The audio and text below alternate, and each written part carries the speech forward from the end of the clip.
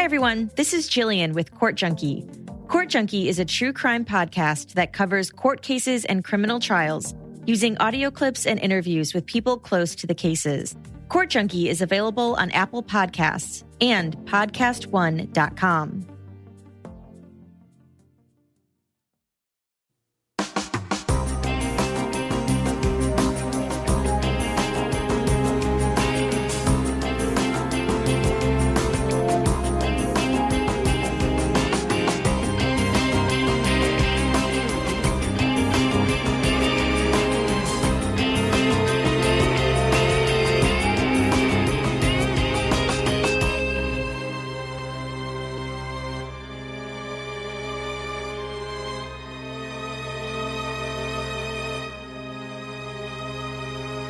Hello, everyone, and welcome to episode 236 of the True Crime All the Time Unsolved podcast. I'm Mike Ferguson, and with me, as always, is my partner in true crime, Mike Gibson. Gibby, how are you? I'm doing good, man. How about you? I'm doing great. You and I just got done recording part one of our TCAT episode on the infamous killer Luca Magnotta. We did, man. My stomach's still a little queasy. Yeah, I know you got a little green there in the gills on some of the more disturbing aspects of that case. And it is a very disturbing case. There's no doubt about it. It is. It's been kind of a rough night tonight between that episode and me having to sit in that wooden slotted chair again. Yeah, somebody sent us a wooden slotted chair, and I made you sit in it for the Patreon video. It was quite amusing, actually. Yeah. You look like you're in elementary school. I did, didn't I? Yeah, a little bit. All right, buddy, let's give our shout-outs. We had Don Toole. Hey, Don. Marianne Denecker. What's going on, Daneka? Amber Essex. What's happening, Essex? Wanda Richland. Hey, Wanda. Brittany Cornett. Hey, Brittany. Jamaica Parson. Well, thank you, Jamaica. Christy Salzer. Well, hey, Salzer. Judy Frenette. Oh, Frenette. Melissa Bishop. Hey, appreciate that, Melissa. Jess Linville. Hey, Jess. Jonathan Santiago. Hey, Santiago. Caitlin Kidder. What's up, Caitlin? Melissa Hines. Hey, Melissa. Amy Grattina. What's up, Gratina? Carmen Purcell. Hey, Carmen. Charlotte Well, Watkins. appreciate that, Charlotte. Jay. Hey, good old Jay. And last but not least, Gibby's number one fan. Well, gotta like that. Gibby's number one fan. Then we go back into the vault, Gibbs. Yeah. This week we selected Kenneth M. Hey, appreciate that, Kenneth. Yeah, we appreciate the long-term support, the new Patreon support. We had some PayPal donations from Lisa Putman, Hey, Lisa. Stacy O'Kelly, Appreciate that, Stacy. and Lori McConaughey. Well, thank you, Lori. All right, Gibbs, are you ready to get into this episode of True Crime All the Time Unsolved? I'm ready. We are talking about the 1980 unsolved murder of Maria James. And we're headed to Australia. Good day, mate. Good day. In mid-1980, Maria's body was discovered at her residence at the rear of her second-hand bookshop.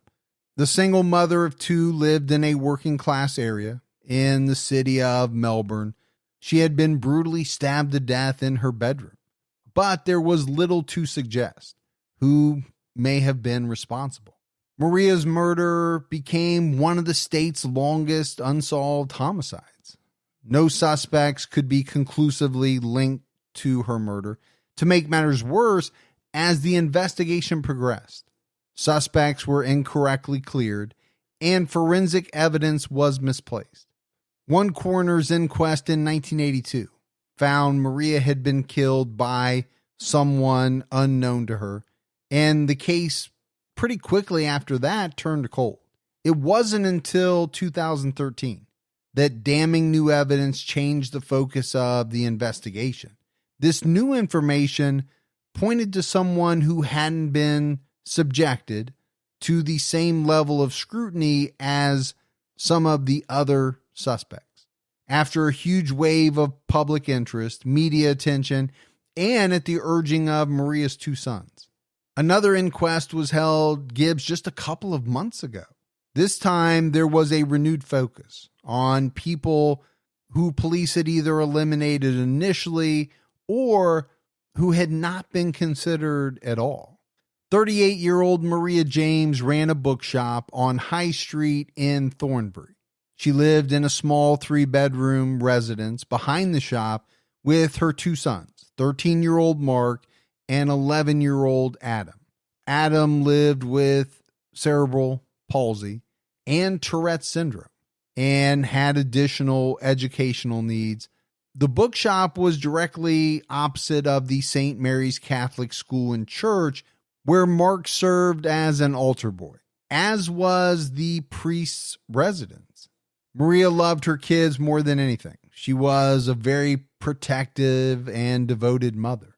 Even though she split up from her husband, John, a few years earlier, the pair remained on good terms and they stayed in contact, which I think I've mentioned to Gibbs. You know, my parents got divorced when I was relatively young, but they remained on good terms. They were civil. They were able to talk to each other. And I think it played a huge factor in my ability to cope with it, to deal with it. I think it would have been much tougher if they were always at odds with each other and arguing.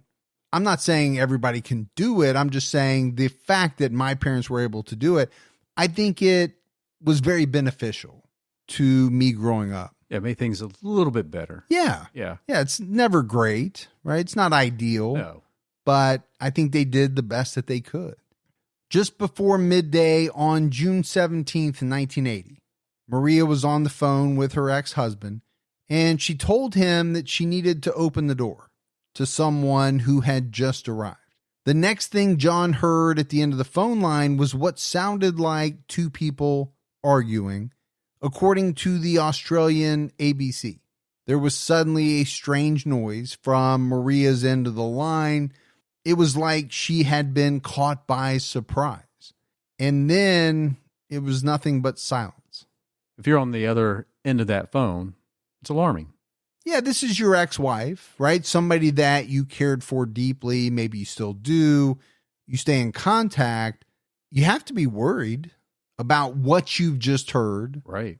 You don't fully understand it, most likely, because you're not sure what is going on. But I think at the very least, you have to be concerned. It's not like you can just go, oh, well, I'll call her back later. Yeah. Yeah. It's, most people would not blow that off. And John didn't. He knew something was wrong and he raced to the bookshop. Both the front door to the bookshop and the back door to the house were locked. John started to panic and he managed to climb into the residence through a window. According to the ABC, he called out to Maria as he walked through the house, which was unusually silent. When he got to Maria's bedroom, John made a gruesome discovery. His ex-wife's body lay on the floor. Pillows from the bed were scattered near her head and feet. She had been viciously attacked. She had been struck numerous times on the head, and her wrist had been bound in front of her. She had been stabbed, Gibbs, 68 times, which is a staggering number. Brutal. In her neck, her upper and lower abdomen, and her back. Her throat had also been cut. John ran to a neighbor's house where he dialed the emergency number. So pretty tough. Yeah. Right? This is, I get it, your ex-wife, but someone who at some point you cared about very deeply. Also, the mother of your children. And that never changes. No.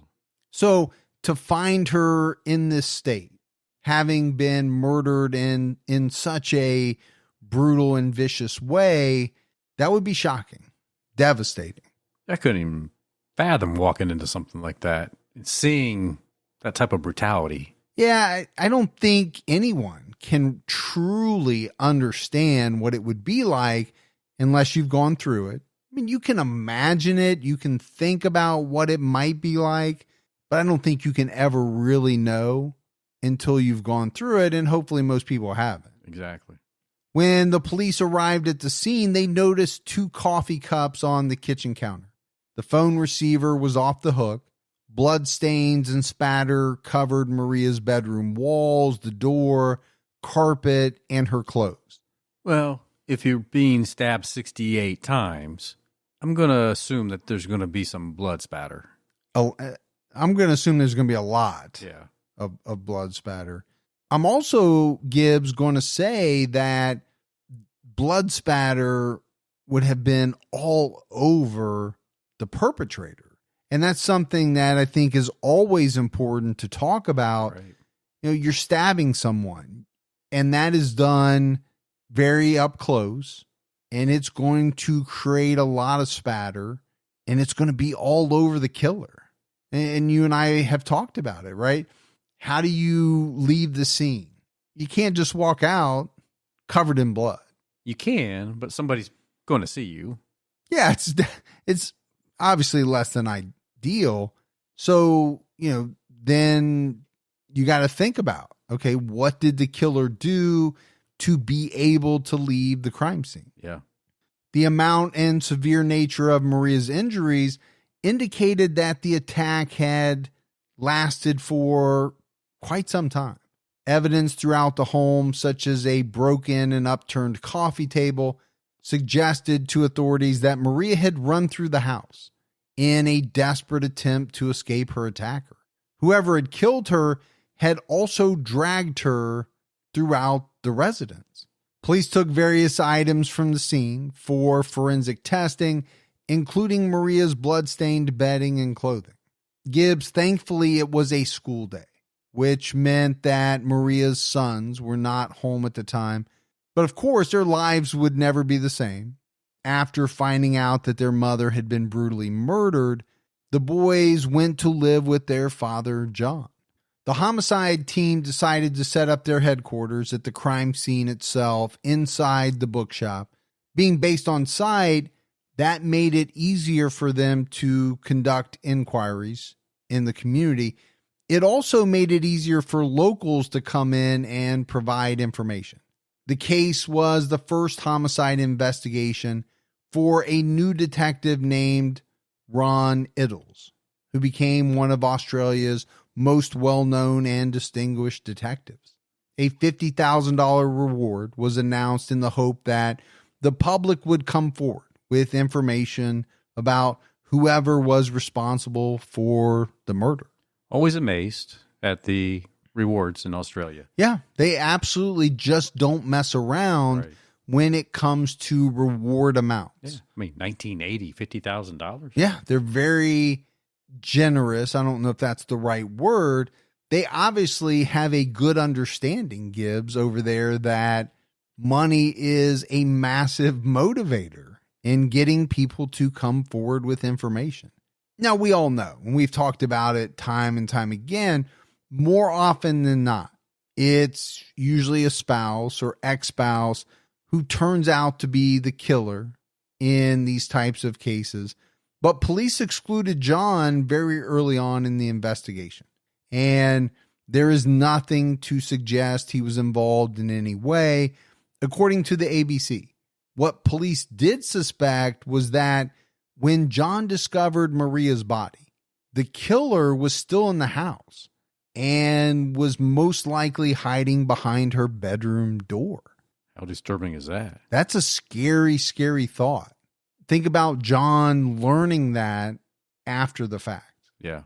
Knowing that he was most likely inside the room with Maria's killer, and that person was hiding behind the door. And I can see why they probably excluded him, because he called the police. They got there. He wasn't going to be covered in blood as a killer. No, and probably would not have had the time needed to clean up, change clothes, and all of that. Right. Authorities believe that after John fled out the back door to get help, the killer slipped out the front door, ran across the road, and then west along Hutton Street. And this was based on the fact that two separate witnesses reported this sighting to the police. So we talked about 2 cups on the kitchen counter. This indicated to police that someone else had been in the bookshop or the residence that morning for, some length of time. Takes a little while. Yeah. Right, to sit and drink a cup of coffee. They theorized that Maria likely shared a cup of coffee with her killer. If that's true, maybe even more disturbing to know that the last thing you did was have a cup of coffee with the person that killed you or would kill you. And then stayed in the house, attacked Maria, killed her. And as we talked about, was still likely inside when John discovered Maria's body. But I think more importantly, to police, it seemed as though this was the work of someone who didn't set out to kill and then make a quick getaway. What they thought was that whoever murdered Maria had been harboring some type of deep rage that exploded in the moment. Well, 68 stab wounds will show that. Yeah. And it often does, right? It indicates a great deal of rage. The killer didn't just want her to die. They wanted to exact some revenge. They wanted to see her suffer. Gibbs, they wanted her to be punished. So all of these factors together led police to believe that the killer was familiar with the area and knew Maria. Well, I have to agree, right? I mean, if this person was the person that shared a cup of coffee with her, well, you have to have some type of knowledge of each other, right? You're just not going to have a stranger come in and, hey, you want a cup of coffee? Sit down here and talk for a little bit. It's unlikely. You won't even offer me a cup of coffee. First of all, because you don't like coffee. Well, that's true. But secondly, because, yeah, we don't need to sit and drink coffee. No. We do our thing and then we go our separate ways. No, but in all seriousness, I get what you're saying. Now, this is also a business. Right.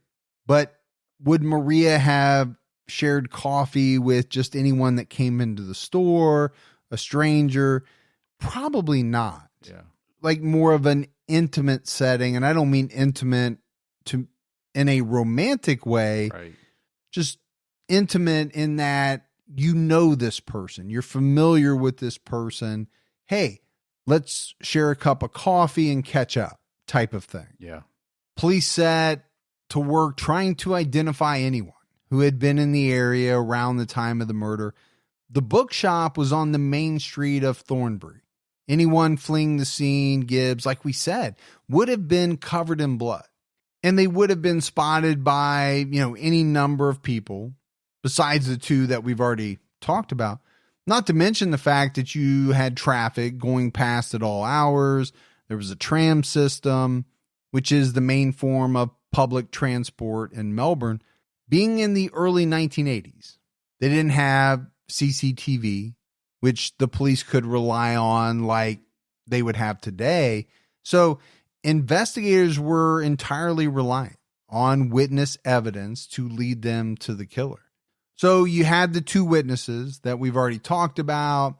More other tips came in from the public, resulting in the description of a man seen running across High Street after the murder. He was said to be around 5'6", was wearing light-colored trousers, was in his late 30s to early 40s, and had dark hair. Police used these tips to create sketches of numerous individuals seen in the area that day. These sketches became known as High Street Man, Hutton Street Man, 9 a.m. Man, Survey Man, and 5 a.m. Man. So obviously we have a number of different sketches. Yeah. Because we have a number of different descriptions. Which is good, but also could be sort of confusing. Could muddy the waters just a tad bit. Around 2 months after the murder, following a police lineup on August 25th, 1980, one individual was identified as the sketch subject of High Street Man. He was a telecommunications worker named Lyle Perkins. But unfortunately, police couldn't discover any links between Perkins and Maria, and he had no criminal history whatsoever. In 1980 and then again in 1982, two women who knew a man named Peter Keogh identified him as a possible suspect. Keogh had a history of violence and was known to have a hatred for women. According to the Age newspaper, he'd also attacked one of the reporting women's sisters with a knife. So you would think this would be some pretty helpful information to the authorities, but for whatever reason, the details of the knife attack weren't passed on to investigators. Which is, again, not helpful to the investigation.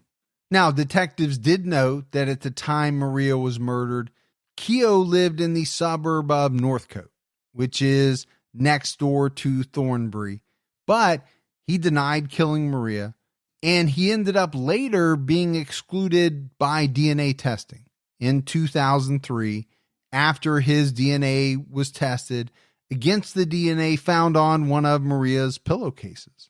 So we said that they took her pillowcases, sheets, bedding in for forensic testing. Right. But that was 1980. Yeah. That was pre-DNA. But obviously they kept that evidence. Sure.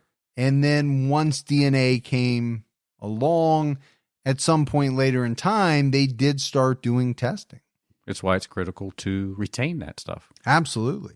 Hey, TCAT fans, in every single episode, we dive deep into many unforeseen scenarios. So as you know, the unexpected does happen. If a medical emergency arises, and AirMed Care Network membership protects your family and your finances. AirMed Care Network crews provide air medical transport to the nearest and most appropriate trauma center. And as a member, you'll never see a bill for that flight. That's right. Members never pay a dime for transport when flown by an AMCN provider. Health insurance may not cover the full cost of emergency medical air transport, so this is an important membership to have. It covers everyone in your household for just pennies a day. And right now, True Crime All the Time listeners get up to a $50 Amazon or Visa e-gift card when you join. So be prepared with an AirMed Care Network membership. Visit airmedcarenetwork.com/true and use our offer code TRUE. This time of year is busy for all of us. My wife's a teacher, so she's back to school. My kids are back to school, but we love food and we have to eat. So when we're swamped trying to figure out what's for lunch, what to make for a quick meal, we turn to Daily Harvest. Thanks to Daily Harvest, my freezer is always stocked with delicious options that are ready in minutes. Daily Harvest delivers delicious harvest bowls, flatbread, smoothies, and more, all built on organic fruits and vegetables right to your door. Their offerings take literally minutes to prepare, and they never use preservatives, added sugar, or artificial anything. Right now, my personal favorite Daily Harvest is their broccoli and cheese harvest bowl. It's outstanding. Daily Harvest is all about preserving and protecting the earth. They use recyclable packaging, and they invest in organic farming practices. They believe in leaving the earth a better place than they found it. Daily Harvest is delicious food, all built on whole grain, organic fruits and vegetables that conveniently stays fresh in your freezer,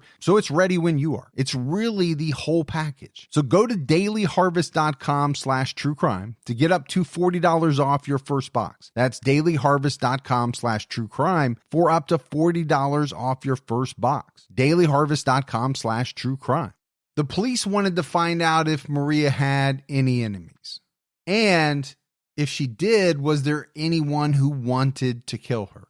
According to the Herald Sun newspaper, Maria had told one of her employees she was expecting a visit that morning.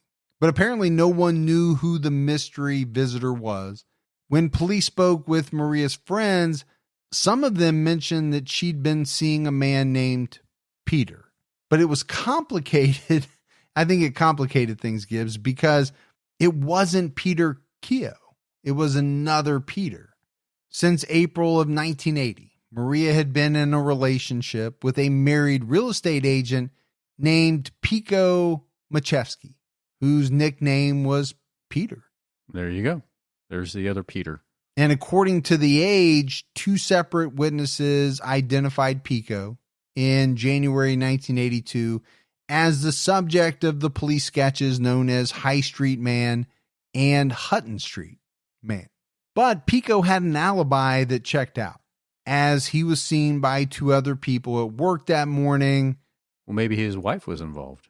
Well, police checked that out, but they eventually crossed her off the list when they learned that she didn't even know that her husband was having an affair with Maria until after the murder. Okay. If that is true, kind of eliminates the whole motive thing. Sure does. So we talked about it The bookshop was close to the grounds of St. Mary's Church. It was just across the road, less than 600 feet away. But there was nothing to suggest anyone on church grounds at the time had noticed anything unusual. As part of their routine inquiries, police interviewed St. Mary's assistant parish priest, Father Anthony Bongiorno. He was actually the one who broke the devastating news of Maria's death to her son, Mark. According to the Herald Sun, Father Bongiorno was seen at the bookshop door at around 11 a.m. on the day of the murder, but he claimed he'd been having lunch with another priest at the time, and he was also eliminated in 2003 through DNA testing. Just like Keogh, his DNA wasn't found on the pillowcase either. In January 1982, a retired barber named Mario Falcucci was identified as 9 a.m. man. Following a police lineup, unlike other persons of interest, Mario had known Maria since they were children. He didn't live all that far from the bookshop, and he often was in there. When police questioned him, he told them he'd been at the bookshop at 9 a.m. on the day of the murder. He admitted to arguing with Maria because she wouldn't buy some adult magazines from him. So I think, obviously, Gibbs, to police, this provided at least a possible motive. But at the time Maria died, Mario's mother said that he was at home doing some gardening, and he too was excluded in 2005 as a result of DNA testing against the pillowcase. You know, if he had something to hide, why would you even tell the authorities that you had an argument? Why wouldn't you say, yeah, I was in there. I was just in there trying to sell some magazines. In 1982, an inquest found that Maria had been killed by an unknown person, but no criminal charges resulted from the proceedings. And for many years after that, her sons Mark and Adam went without answers. So I get it, Gibbs. I understand what an inquest is. What I don't understand is killed by an unknown person. Yeah. We know she was murdered. So to me, all you're telling me is you just don't know who it is. Right. Maybe it's something that you need in Australia to settle life insurance claim, settle the estate. I don't know. Is that a possibility? Yeah, I have no idea. But then to say that no criminal charges resulted from the proceedings, well, how can they? Exactly. If if the inquest is not providing a name, well, you can't charge anyone. Yeah, unless your name is unknown person. Part of the reason for this came down to the actions of Victoria Police Forensic Services themselves. Detectives continued to update Mark and Adam on any developments over the years, but unfortunately it was all bad news, especially when it came to some of the forensic exhibits that were seized. Maria's bedroom quilt and the clothes that she'd been wearing on the day of the murder, they went missing. They were nowhere to be found. From what we can tell, no one is suggesting at all that these items were intentionally misplaced, but obviously that's not a good look. Knowing how important it is to preserve the chain of custody for forensic exhibits, no doubt that was seriously compromised to the point where you don't even have the evidence at all. Yeah. Forget the chain of custody. Now we don't even have it. Very disappointing. Yeah. Thanks to the investigative work of the ABC podcast Trace, which did a deep dive on this case, some traction was gained in tracking down these exhibits. It was revealed that back in 1994, some of the blood-stained bedding from the crime scene was destroyed when homicide exhibits were being relocated from police headquarters to storage. Now, this might seem like a strange thing to do, but at the time, bloodied exhibits, which hadn't been otherwise claimed, were considered a biological hazard. So I can see maybe where they thought there was a risk of having that around. Yeah. If you're saying it's a biological hazard, well, but let's look at the time. 1994, AIDS would have been a very hot topic. Sure. During that time period. That might have been part of the concern. Right. That, some of these exhibits with blood on them could infect other people. Yeah. With certain types of diseases. So now, Gibbs, we have to fast forward to April 2017. We talked about how Peter Keogh, Mario Falcucci, and Father Bongiorno had been cleared long ago by DNA evidence. This DNA had reportedly been found on a bloodied pillowcase from the crime scene. Well, you know what, Gibbs? It turned out that the pillowcase wasn't even from Maria's crime scene. Wow. It was from an unrelated homicide that occurred in 1975. Well, now we know why there was no DNA match of any of these suspects. And that meant that all of those men had been falsely cleared. Didn't mean they were all guilty, but they had been cleared by evidence that didn't mean anything. How embarrassing and disappointing. Yeah, I think it was a huge source of embarrassment for Victoria police. It was also a devastating blow for Mark and Adam, right? This had to have been extremely tough for them over the years.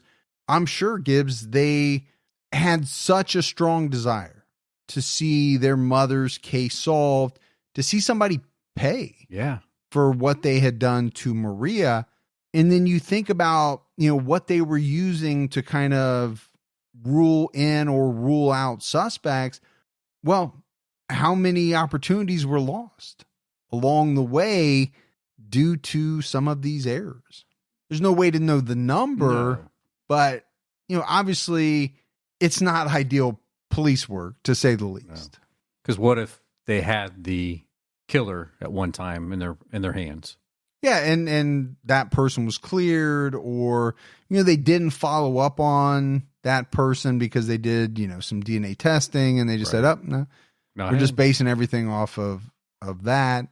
So we've already mentioned the Trace podcast. That was one of the reasons that this case received renewed interest. Another reason was journalist Rachel Brown, who covered the case extensively. This led to the case being reopened in 2018. It was announced that there would be a new inquest. It was also announced that there was an incredible, shocking new development. As a result of the reinvestigation, individuals who hadn't been considered suspects in the initial investigation were now being looked at. And this came about after Maria's youngest son, Adam, made an explosive revelation. As an adult, Adam revealed that in the days before Maria was killed, Adam told her he'd been sexually abused by both Father Bongiorno and Father Thomas O'Keefe. That's a huge bombshell. Yeah, no doubt. Now, we haven't mentioned Father O'Keefe so far, but he was the parish priest at St. Mary's. Both men knew the James family, who attended church regularly.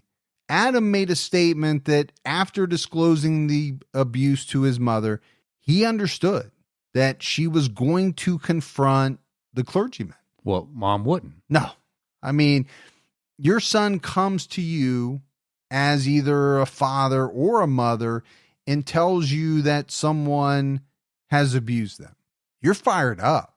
Oh, big time. And you're either going straight to police or you're going to confront that person yourself. The one thing you're not going to do is nothing. So Gibbs, now I think it's time to talk about persons of interest. So with this new information, we have a new person of interest, Father Thomas O'Keefe. We've already talked about 5 individuals. Those 5 were cleared, but then it was found out that they were cleared incorrectly. They shouldn't have been cleared because the evidence wasn't, even remotely related to Maria's murder. But, as it stands today, 5 of these 6 persons of interest have died. But I still think we have to talk about them. We have to look at them in no particular order. and see whether or not any of them could have possibly been Maria's killer. So first of all, we've got Peter Keogh. He was the violent criminal who lived in the next suburb over from Maria. 7 years after her murder, Keogh murdered a former girlfriend whom he'd been stalking. Now, originally, Maria's love interest, Pico Machevsky, was identified as the police sketch High Street Man. But in 2021, Keogh was identified as this person. Not only did he match the original police description, but over the years, he was said to have made comments to people he knew, suggesting that he'd killed Maria. Bragging about it. Which is, to me, so very strange, but then it's not. It's strange in the form of, why would you ever want to implicate yourself in a murder? And then on the other hand, Gibbs, it's not strange because we see it time and time again. Yeah, we sure do. Killers like to talk about what they've done. I'm assuming they get a rush out of it. Yeah. They get a thrill, maybe in some aspects, sexual gratification from revealing to someone else what they've done. And we know he's a killer. We just don't know if he killed Maria. Exactly. But no further inquiries could be made of Keogh because he took his own life in 2001. Next, we have Maria's childhood acquaintance, Mario Falcucci, with whom she'd had an argument on the day of the murder. Mario died from natural causes in 2014. We know he had motive. We know he had opportunity. But the problem is he also had an alibi. Well, if you got an alibi, you're kind of off the suspect list. You are. The one thing I will bring up is that the alibi was given by his mother, and we have seen in a number of cases where not just mothers, but family members have covered for their loved ones, and then the alibis later turned out to not be true. I'm not saying that's the case here. I'm just saying that happens as well. There's also Lyle Perkins, who came to police attention back in August 1980 as High Street Man, but there was never really anything to link him to Maria. But only 2 months after the murder, Perkins assaulted 2 women who were hitchhiking. Following the assault on these 2 women, police found a rifle. They found some cords, tape, and a knife inside Perkins' vehicle, and he was convicted. According to The Age, he died by suicide in 2006. So bad man potentially could have been involved. We just don't know. But he had the kit in his car. And he was convicted of sexually assaulting 2 women. So as you said, he was a bad guy. Next, I think we have to talk about Father Bongiorno. Gibbs, here was a man with a real motive to kill Maria. If she knew that he'd been allegedly sexually abusing her son, Adam, that's a motive for murder. Sure is. But let's not forget, Father Bongiorno was never considered a suspect in the original investigation because he provided an alibi that he was having lunch with a fellow priest. But according to The Age, this alibi was later discounted due to the other priest's lack of credibility. It's also worth mentioning that Father Bongiorno was doing some pretty strange things. While police were going through their investigation, early on, he tried to physically force entry into the crime scene, claiming that he had to administer last rites to Maria. Is that because that's what he really wanted to do, or was he trying to go in there for other reasons? Meaning to contaminate the crime scene in case they found anything that linked him on Maria's body. Well, obviously, then you could say, well, sure, you found something. Yeah. I was in there. I gave last rites. That happens. Right. You think about a husband who kills his wife. Does he then cradle her in his arms because he loves her and he's grief-stricken? Or is it because he needs a way to explain why he has his wife's blood all over him? Yeah. In January 1981, Father Bongiorno left the parish, but in 2014, a witness came forward to say he had been working as an electrician at the father's residence on the day of the murder. According to The Guardian, the electrician said on that day he saw a man matching Father Bongiorno's description, wearing black and a clerical collar on church grounds. He said the man had blood covering his arm, hands, and neck all the way up to his ear on one side, but he didn't seem to have any wound.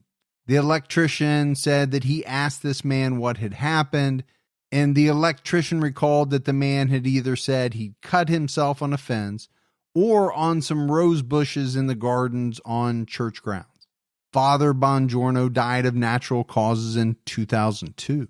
Sounds somewhat suspicious. Yeah, it's very suspicious. Again, you say that, but you have to make the caveat that it's only suspicious if all of the information is true. Exactly. What the electrician said, and that it was actually Father Bongiorno. Right. If those two things are true, I would say that does not look good at all. It actually would cast quite a bit of suspicion on him. Sure would. And that's on top of the alleged sexual abuse and the claim that Maria was told by her son and was going to confront him. You put all that together, it does not look good. It doesn't. And then we have Father O'Keefe. Police didn't initially consider him a suspect at the time, even though he didn't have an alibi. Unfortunately, he died of natural causes in 1984.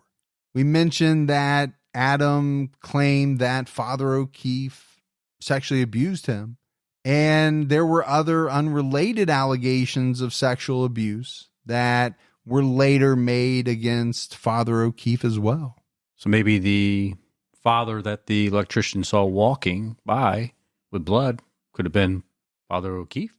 Yeah, maybe. I actually don't know exactly what these two individuals looked like back in 1980, but I would make the same statement that I made about Father Bongiorno. If it was Father O'Keefe that the electrician saw and he did have blood all over him, not looking good. No. For him. And then I think lastly, there's Pico Machevsky, who had been in a relationship with Maria at the time of her murder. Pico initially denied the relationship. And I'm sure Gibbs, the fact that he was married had a great deal to do with that denial. I would bet it would. Police had originally eliminated him as a suspect because a friend supported his alibi. Yeah, I remember he was working in the office that morning. Yeah. Police spoke to Pico again in early 2021, and he's the only person of interest who's actually still alive. Again, I don't know if he had anything to do with it. He could have had a motive. Yeah.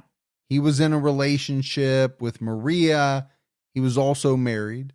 Maybe there was some talk of his wife finding out. I mean, you can go down a couple of different avenues around any type of love triangle, right? There's a number of different possibilities. Sure. And then you have a friend who verifies your alibi. Okay. Sometimes friends will do quite a bit for you. Like you did for me that one time. Exactly. Yeah. Yeah. We can't give specifics, but yeah, I know what you're talking about. In mid-2021, another breakthrough was announced that could possibly help solve this case. We talked about Maria's bloodstained bedding that was thought to have gone missing. It was lost, Gibbs. But during a routine audit of forensic homicide exhibits, police found the quilt from Maria's bed and the pillows. It turns out that the items had been mislabeled. And because they didn't have any sort of barcode system for tracking exhibits back in the 1980s, this made it nearly impossible to figure out that they had been mislabeled, to track them down. The discovery of the quilt was what Mark, Adam, and investigators had been hoping for. But unfortunately, when the quilt was tested in the months after it was discovered, there was no DNA available that could identify the murderer. Yeah, and I think, what if there was? Could a defense attorney really hammer that pretty hard? Yeah, I would say absolutely. Anytime there is a problem with the chain of custody, there's a defense attorney who is going to hammer that, tear it to shreds. That doesn't mean that you can't get a conviction, but that point is going to be shredded up pretty easily, I think. Right. Yeah. But, to be honest with you, it doesn't surprise me that there was no DNA available. It doesn't sound like, these items were handled very carefully. Let's not forget the fact that they didn't even know what DNA was in 1980. So, it just doesn't surprise me at all. In early September 2021, the second coroner's inquest began into Maria's murder. The coroner's court heard Maria had likely been stabbed with something very much like a kitchen knife. The Victorian Institute of Forensic Medicine deputy director told the inquest he felt that a man had inflicted the stab wounds. Evidence was presented to the inquest of errors being made in the initial autopsy, but the nature of these errors isn't clear at this point. According to news.com.au, the court also heard there were questions around a missing knife from a knife block in Maria's kitchen. Whether the knife block was seized for forensic testing isn't clear. An exclusive report by the ABC during the inquest noted that there are still a couple of unexplored forensic avenues. One of these is one of the pillows from the crime scene, which is thought to hold DNA belonging to Maria and an unknown male. The other is hairs that were found on Maria's quilt. It remains to be seen whether Father Bongiorno's DNA can be tested against either of these exhibits.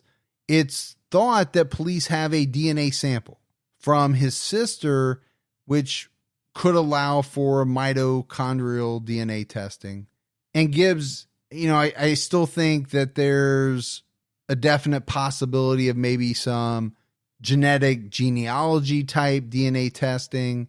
A lot of these individuals are deceased now, right? But they can figure it out. Still be connected by testing some of their relatives, if those relatives are willing to give DNA samples. Mark James has been pretty scathing in his assessment of the original investigation. He openly criticized police errors, including Maria's clothing going missing and the pillowcases which had been taken from the crime scene and then later lost. There was also the matter of the unrelated exhibits from another case being mistakenly tested for DNA. That one's still kind of a shocker to me. Well, both of them are really. Both losing actual evidence and then thinking that a piece of evidence came from the crime scene when it didn't. I feel his frustration. No, I do too. I mean, I think you'd be hard pressed to say that things were handled correctly. The inquest heard that not only the electrician, but apparently there was another person as well who saw Father Bongiorno covered in blood the day Maria was murdered. Mark has made it very clear, Gibbs, he's adamant that the alleged sexual abuse of Adam and his disclosure is linked to his mother's death. Well, it kind of makes sense, really, if you think about it, that all this time in this community, no, Maria didn't have any issues, right? She goes to work, opens the shop, day in, day out. Now, all of a sudden, Adam tells his mom what the two fathers of the church did, and then she's murdered. It's either an unbelievable coincidence or it's a motive that led to murder. Yeah. And then, let's go back to former detective Ron Iddles, who went on to have a 99% conviction rate of all homicides he investigated throughout his career. Ron told the coroner that he believes Father Bongiorno was the killer. The second inquest has now concluded, and the coroner is in the process of handing down her findings. Mark and Adam are hoping that something meaningful comes out of the inquest. From what they've said, Gibbs, they don't believe that Pico Machevsky was responsible. And they're advocating for Father Bongiorno and Father O'Keefe to be thoroughly investigated and held accountable as part of a bigger alleged cover-up by the Catholic Church at that time. And that's on top of, being investigated as possibly killing their mother. Yeah. Sadly for Maria's ex-husband, John, who found her body, he never found out who killed her. John died in 1996. According to news.com.au, Victoria police are believed to be in the process of trying to track down a nun who they believe can assist with the investigation. So, to me, Gibbs, right there, that makes me think that it's going to lead back to Father Bongiorno or Father O'Keefe, assuming that this nun worked at St. Mary's. I'm assuming that.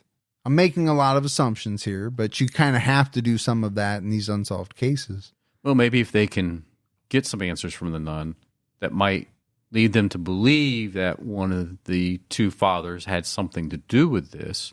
Well, hopefully this nun can give the police the answers they're looking for. Yeah, and if they get the right answers, then, obviously it could lead them to the suspect that they've been looking for over 40 years now. Yeah, how nice would that be? If you have any information on the murder of Maria James, you can contact Crime Stoppers Victoria in Australia at 1-800-333-000, or you can submit a confidential report on the Crime Stoppers Victoria website. So, Gibbs, as we wrap up this case, this is definitely one that I believe can be solved. Now, I know we're going on 41, 42 years here. Sure. It's been a very long time. It has been. And I think 20, 30 years ago, you would have said they're never going to figure it out because almost all of the potential suspects or persons of interest are deceased. That's not the case anymore. No. There are so many techniques in the field of genetic genealogy, DNA testing, along that route that I think they can figure this one out. Yeah, I hope they do. Now, some of that is dependent on whether family members are cooperative. They want to give DNA samples, or family members, let's say, have their DNA on file because of whatever, an incarceration or something that required them to give DNA. But the possibility exists. I'm pretty hopeful. And especially because things are still happening. There has been a lot of recent activity. Yeah. Right. Just a couple of months ago, they announced that they're looking for this nun. Well, they must be looking because they have a very good idea that she might have some information that will help them. Maybe she's ready to talk about it. Yeah, maybe. But that's it for our episode on Maria James. Gibbs, we've got some voicemails. You want to check those out? Yeah, let's hear them. Hey guys, love the show. First time calling in. Just seeing if you could do a show on the Weepy Voice Killer. He was in Minnesota in the early 80s, killed a few women. He would call in and, talk in a high-pitched voice and in a remorseful way and scare the whole area. Love the show. Keep your own time ticking. Thanks. Bye. Yeah, great suggestion.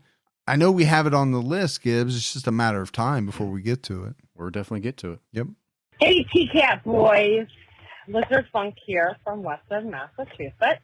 Just calling because, a couple things here. So, just listen to Brian Schaefer. So, this is for the TCAT Unsolved.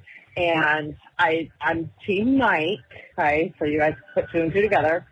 But Fergie, if you're gonna razz Gibby, you gotta get your sayings right. Don't let the door hit you where the good Lord split you. Okay, just put that there. The other thing I want to talk to you about, besides how awesome you guys are and love your coverage, is I do paint pour, and I need to know your guys' color combinations. Like 3 colors each, favorite colors together, shout it out, let me know, and I'll see what I can do about sending you guys something, okay? Love you guys. Keep your head on a swivel, keep up that professional, or that TCAT skepticism, and keep your time a-ticking. Talk to you soon. Bye. Well, burgundy, hunter green, and black. Really? That's what you're going with? That's what I'm going with. All right. Yeah. Well, I'm royal blue, white, and black. I'll go that. There you go. I'll go that route. Yeah. And that is a good saying. Not much different than what I said, just said a little differently. Hey, Mike and Gibby, it's Paul Heads here. I'm from little old New Zealand. You guys are absolutely amazing. I love your stuff. I have just found you guys on Spotify. I have literally just gone right back to the beginning and started listening to all your podcasts. You guys are awesome. I really, really appreciate what you guys do. I listen to you guys every single day, milking the cows. Guys, keep it up, and I hope I get to hear my voice on the other end of your line on a podcast. Appreciate you guys, and always keep your own time ticking. Cheers. Well, we appreciate you, and you're hearing it right now. Yeah. Cheers to you. And man, it's always amazing to hear these calls from other places around the world. Other places outside of where we live? Yeah. It's always amazing to hear it from where we're at too. But, New Zealand, man, that's like, No, it is cool. It's like, Lord of the Rings zone. Well, we're kind of used to it now, but think back 5 years ago. Yeah. And just to imagine that people in New Zealand, Australia, Denmark, Sweden, places would be listening to us. Right. We never imagined that. It's awesome. Yeah. So, say hi to the cows for us and keep your own time ticking. The cows. He was milking cows. Was he milking cows? Yeah. He said he listens while he milks cows. Those are really good cows, milk cows. Either that or I completely misheard that entire voicemail. But that's what I'm going with. Hey guys, called recently, have to call again. You're talking about side-by-side outhouses, and I have to tell you, both Fort Sam Houston, Camp Bullis with the United States Army had to do the side-by-side outdoor outhouse adventure there, and at Fort Bragg on a redeployment, got to sit side-by-side on the throne there with people. Can't say that I enjoyed it in either case. So it happens. Thanks. Bye. So kind of like shit happens. Shit happens. I don't remember what episode that it was that we talked about that. I remember talking about it. I just don't remember what episode. Yeah, right. Exactly. I don't remember, but yeah, not a big fan. I want to do my business in a private setting. Yeah. At the very least, I want to have a door or a divider in between me and the person next to you. Yeah. Some guy that's sitting. He's still going to be sitting like 2 feet away. You don't want him leaning over and showing you something funny on his phone while he's doing his business. No, I don't want to make eye contact. I don't want any of that. You're like, don't even talk to me. Don't talk to me. No, this is private time. All right, buddy. That is it for another episode of True Crime All the Time Unsolved. So for Mike and Gibby, stay safe and keep your own time ticking.